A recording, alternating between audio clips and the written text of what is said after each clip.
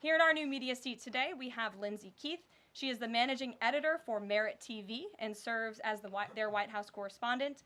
Merit TV launched 1 year ago and creates and distributes content across diverse platforms. We're glad to have you with us, Lindsay. Please kick us off. Thank you, Caroline. I appreciate it and this opportunity for Merit TV. Two questions, if I may. One on Signal, one on the economy. Sure. On Signal, how comfortable is the president with what was shared so far now that the chain has been released? The president's view on all of this remains the same today as it did yesterday. And I think it speaks volumes about the leadership of this president that he went directly to all of you, members of the press corps. He was asked, do you want someone else to go out and do a briefing? And he said, no, I will tackle this story. I will discuss it. The people need to hear from me about the situation. And so his thoughts on this remained the same today. He has placed great trust in his national security team. And as for the usage of Signal, as the president said yesterday, as the CIA director has testified under oath, this is an approved app. It's an encrypted app. The Department of Defense, the Department of State, the CIA has it loaded onto government phones because it is the most secure and efficient way to communicate. As for, again, the original situation in this messaging thread, the National Security Council, the White House counsel's office continues to look in to how this mistake, which the National Security Advisor has owned, occurred, and the president has ensured they are doing that. On the economy, consumer confidence hit a 4-year low this month. Can you help explain to the American people how tariffs will help them in the long run? Yeah, absolutely, and I'm grateful for the question. The American public will hear later this afternoon from the president directly on the topic of tariffs. And as you all know, April 2nd day, President Trump has proudly dubbed it Liberation Day for our country. What he means by that is it will be a day where the United States of America will no longer be ripped off by nations around this world. It will be a day where Americans finally see free and fair trade practices restored. We are no longer going to allow our allies, our competitors, and our adversaries to take advantage of American workers. And if you think about your hometown in the state that you grew up, Main Street looks a lot different today than it did many years ago. And President Trump wants to restore America as a manufacturing superpower around the globe. He wants products to be made right here in our great country with great hardworking American hands that will ultimately result in higher wages and more money in the pockets of the American people. And he's also, in addition to tariffs, also determined to pass tax cuts later this year, as he did successfully in his first term, to put even more money back into the pockets of hardworking Americans. Peter. Caroline, if I can ask you very quickly about the information we've seen, just to set the predicate to all this. Has the president been briefed and physically seen he's seen all the details of the chat as printed by the Atlantic? I just spoke to the president about it, yes. Okay. Then let me ask you, if I can, very quickly. In the chat, Pete Hegseth, the defense secretary, details F-18s, Tomahawks, so some of the weapons that were used. He details the timing involved for this, all of which occurred 31 minutes before, as he says, F-18s would launch. The DoD manual details classified information as significant military plans, saying that is secret, that's classified. So what about, there are no methods, there are no sources, but that's not what determines what's classified. So what is it about what Pete Hegseth wrote that makes you say this is not classified? Well, it's not just me saying that, Peter. It's the Secretary of Defense himself who is saying this as well. And he put out a very strong statement earlier today listing all of the things that were not included in that message that he sent to the group. And again, this message, there was no classified information transmitted. There were no war plans discussed. Why did the Atlantic downgrade their allegation about war plans to attack plans? They're now playing word games because they know this was sensationalist spin from a reporter who is well known for doing this. We have said all along no war plans were discussed, no classified material was sent. You have the Secretary of Defense saying that. You have the Director of the CIA, the Director of National Intelligence, the FBI Director, all testifying to that under oath, and they should be trusted with that. To be clear, Americans can make the decision for themselves, but whether is the Sure. You said it's not war plans.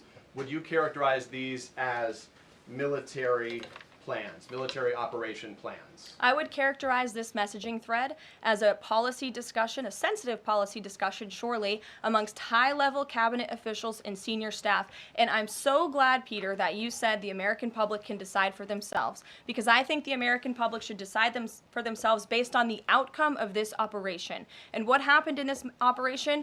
Terrorists that were allowed to run wild by the Biden administration were killed because of the direction and the determination of this president and his team. And this message also shows, this messaging thread also proved that President Trump has an incredibly dynamic team who is working incredibly hard, flying all over the world to secure world peace and to fix up the foreign policy crises that the previous administration left for this team to inherit. So to be clear, we all in this room and around the country would agree that we're glad no American service members were harmed, and we're glad that the mission was a success. We'll stipulate that. But the president said that Pete Hegseth said none of this was classified. So given the president has seen it now, and given the president understands that significant military plans are deemed classified as secret, how does the president view none of this, which details times and weapons and more, as being not classified? I've already been asked and answered this question. The president's thoughts on this remain the same today as they were yesterday, On what basis, as I'm well as the Secretary of Defense. This question has been asked and answered. There was no classified material discussed. Jackie. On what basis I was asking? Go ahead, Jackie. Thank you, Caroline. So why aren't launch times on a mission strike classified? Again, I would defer you to the Secretary of Defense's statement he put out this morning. There were various reasons he listed, things that were not included in that messaging thread that were not classified. And again, going back to the American public, do you trust the Secretary of Defense, who was nominated for this role, voted by the United States Senate into this role, who has served in combat, honorably served our nation in uniform? Or do you trust Jeffrey Goldberg, who is a registered Democrat and an anti-Trump sensationalist reporter? This president and this national security team are putting our national security and the American people first. We are restoring American strength around the world, and the results of this operation speak for themselves. Putting aside Jeffrey Goldberg, though, just for for American service members who are going to have to carry out these missions in the future, what I guess the message that's coming from the response to all this that we're hearing is that nothing sensitive happened,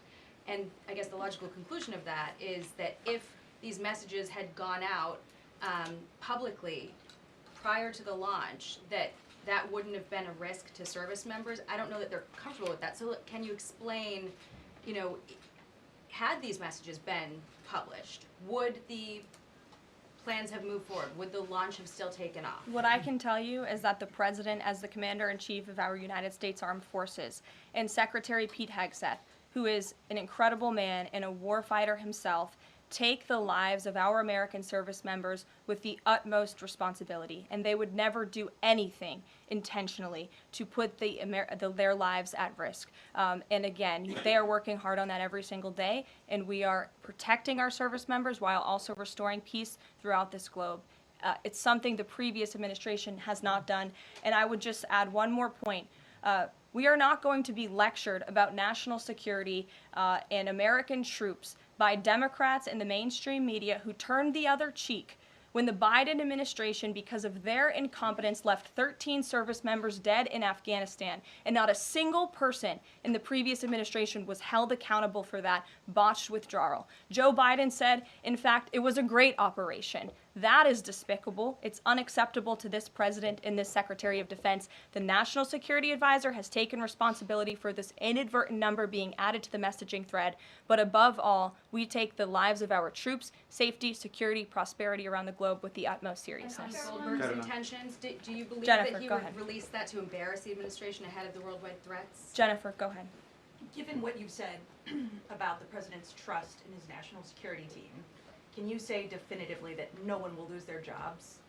No one will lose their job at all because of this signal situation? What I can say definitively is what I just spoke to the president about, and he continues to have confidence in his national security team.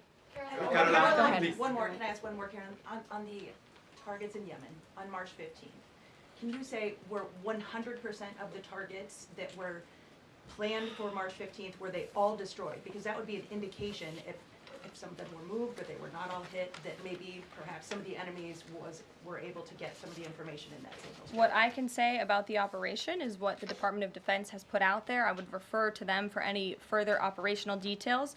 But there have been more than 100 strikes conducted against Houthi targets, and they have hit key Houthi leaders, air defense systems, command and control nodes, headquarters, weapons manufacturing and storage facilities, and these operations will continue until the freedom of navigation in our seas is restored and U.S. shipping can safely transmit without the fear of attack. And again, we believe that this has been a very successful operation thus far, and it will continue until this administration feels it no longer has to, and these terrorists have been taken out, which again is something the previous administration should have done, but they didn't, and now we've inherited this crisis. Stephen. Thank you, Caroline. I'd like to clarify something about the investigation and also ask about some conservative commentary. On the investigation, Mike Waltz said last night that he had spoken to Elon Musk about figuring out how Jeffrey Goldberg's number got in his phone. You mentioned the NSC and the White House counsel's office investigating.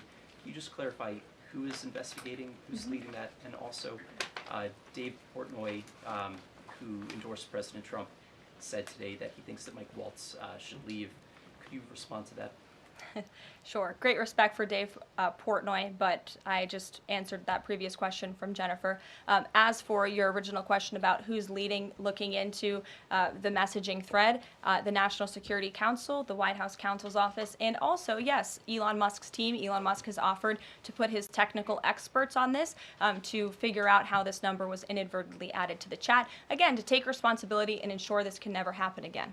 Caitlin. I have two questions. One on a follow-up on something you just said. But since we have these messages released, and you said that the president has now personally reviewed them, at the chat at one point, Pete Hegseth wrote 1415 strike drones on target, and in all caps he said, "This is when the first bombs will definitely drop." Does the president feel that he was misled by his national security advisors, whoever it was that told him there was no classified information in there, now that he's seen these messages? I've now been asked and answered this question 3 times by the both of you, and I've given you my answer. The president feels the same today as he did yesterday. Okay, Philip. and on my follow-up on what you had just No, said. go ahead, Philip. I have a Caitlin, I'm not taking your follow-up. The Philip, Vice go I have ahead. a follow-up on something you Express just said, though, Caroline. That's Caitlin, regarding I'm not Jeffrey taking Goldberg. your follow-up. Philip, go ahead. I have called on you. The Thank you. Vice President seemed to express some frustration that Europe wasn't doing more to police waterways in their backyard, noting in that signal thread that 40% of European trade goes through the Suez Canal.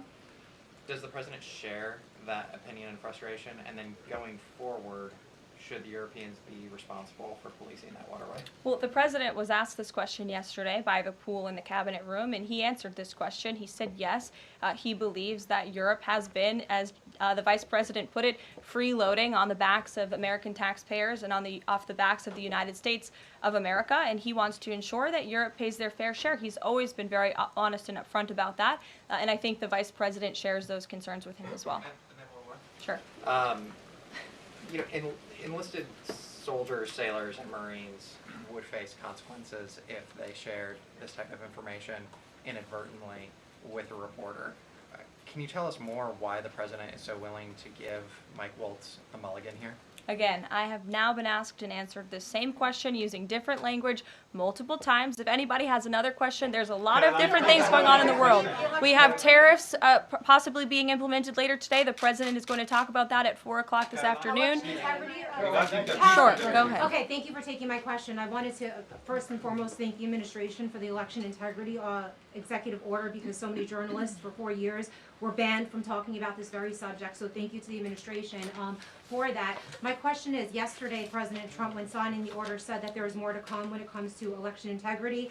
Would that include same-day voting and hand-counted paper ballots?